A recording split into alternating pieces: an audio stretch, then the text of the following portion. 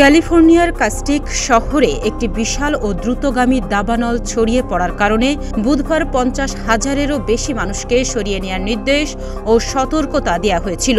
তবে দমকল কর্মকর্তারা বলছেন, দ্রুত স্থল ও আকাশ আক্রমণের ফলে তারা আগুন নিয়ন্ত্রণে রাখতে সক্ষম হচ্ছেন, এমনটা জানিয়েছে আন্তর্জাতিক গণমাধ্যম AP.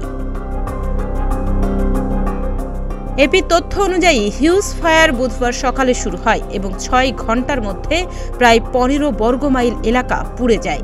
Loss Angeles County fire chief Anthony Marrone বলেছেন, আজকের পরিস্থিতি 16 দিন আগের পরিস্থিতি থেকে অনেক আলাদা। এখনো পর্যন্ত কোনো বাড়ি বা অন্যান্য কাঠামো পুড়ে যাওয়ার খবর পাওয়া যায়নি। এদিকে ক্যাল ফায়ারের পরিচালক জো টাইলার বলেছেন, এই আগুনের প্রতিক্রিয়া আজ খুবই শক্তিশালী ছিল এবং প্রতিক্রিয়াকারীরা আগুন নিয়ন্ত্রণে রাখার জন্য দুর্দান্ত কাজ করছে, তবে আমরা এখনো পুরোপুরি নিরাপদ নই। এদিকে loss Angeles county sheriff Robert Luna বলছেন, 31,000-এরও বেশি মানুষকে সরিয়ে নেওয়ার নির্দেশ দেওয়া হয়েছে এবং আরও অন্তত 23,000 মানুষকে সরিয়ে নেওয়ার সতর্কতা দেওয়া হয়েছে।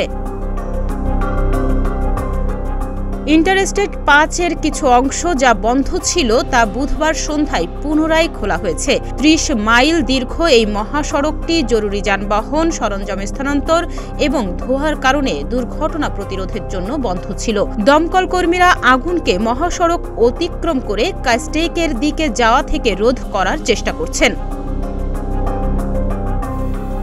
এ বিষয়ে ম্যারোনে বলছেন, 2 সপ্তাহ আগে বাতাসের গতি যতটা ছিল ততটা না থাকায় বিমান ক্রুরা আগুনের দক্ষিণ দিকে আগুন প্রতিরোধক ফেলার সুযোগ পেয়েছে। আগুন নিয়ন্ত্রণে 4,000-এরও বেশি দমকল কর্মী নিয়োজিত রয়েছেন। এদিকে জাতীয় আবহাওয়া পরিষেবা জানিয়েছে, বুধবার বিকেলে বাতাসের গতি ছিল 42 মাইল প্রতি ঘন্টা, তবে সন্ধ্যা ও বৃহস্পতিবারের মধ্যে এটি 60 মাইল প্রতি ঘন্টায় পৌঁছানোর সম্ভাবনা রয়েছে। তবে দক্ষিণে লস অ্যাঞ্জেলেসের কর্মকর্তারা সম্ভাব্য বৃষ্টির জন্য প্রস্তুতি নিতে শুরু করেছেন।